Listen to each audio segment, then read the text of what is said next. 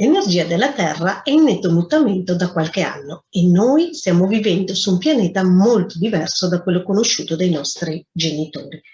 L'energia infatti si sta ricalibrando nel nucleo dell'essere individuale. L'energia è un attributo multidimensionale che manifesta la realtà attraverso l'integrazione di Gaia con la coscienza. Ne consegue un mutamento sostanziale della normalità oggi vissuto, spesso però con una sensazione di disagio. La normalità a cui eravamo abituati non è più normalità e si sta infatti sostituendo con una nuova normalità. E così siamo costretti all'uscita forzata da quella famosa comfort zone, facendo quell'azione continuamente procrastinata, percepita ora però come stranezza. Questo processo si chiama ricalibrazione. Gaia è collegata a una griglia di memoria, la cosiddetta griglia cristallina, e quelle memorie stanno cambiando togliendoci ogni punto di riferimento, le basi. La griglia risulta molto densa nei luoghi in cui ci sono state guerre, poiché reagisce alle emozioni umane che influenzano il campo magnetico della Terra. Ma esistono anche luoghi con energia di pace, armonia e guarigione. Ma perché l'energia della memoria è più densa nei luoghi di esperienze negative?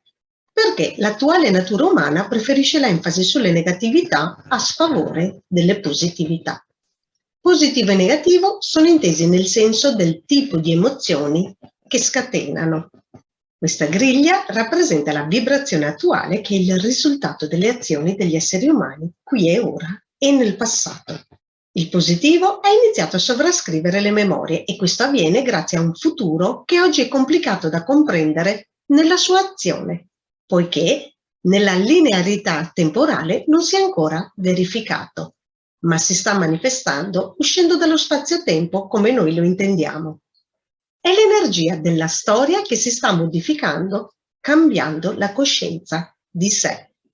Questo implica anche una modifica delle leggi fisiche come noi le conosciamo. Il cambiamento coscienziale non è accettato da tutti, infatti molti chiedono il ritorno alla normalità.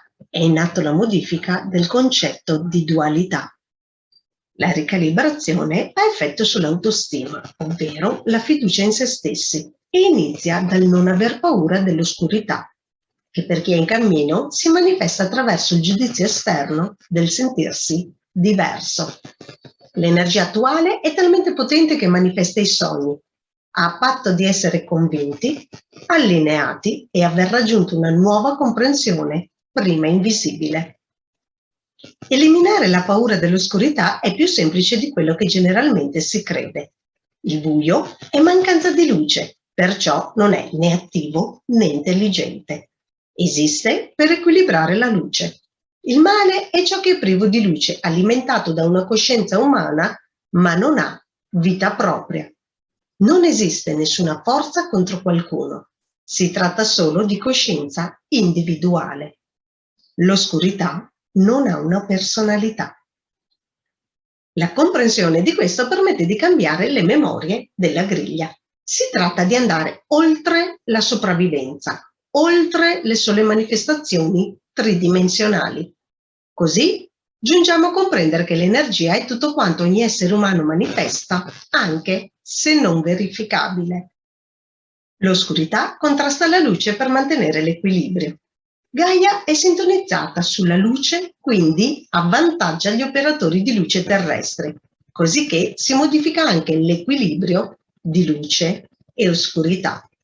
Lo sbilanciamento mostrerà alcuni aspetti in modo molto chiaro.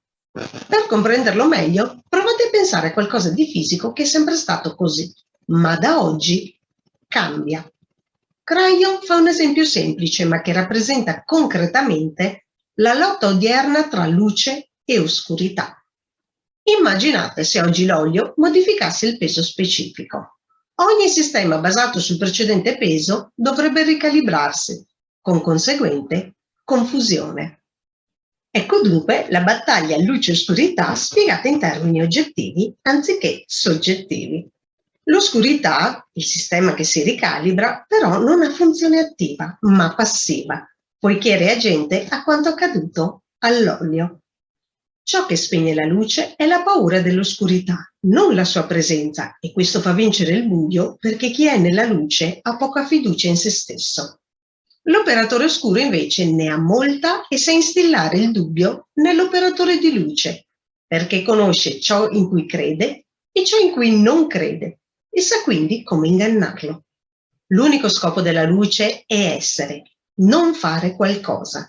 Perciò non si fa qualcosa per diventare esseri di luce, semplicemente si splende perché lo si è già. Siate semplicemente voi stessi e non fatevi definire dagli altri. Ma come si riesce a essere se stessi? Beh, nella quotidianità, evitando di partecipare a qualsiasi tipo di divisione.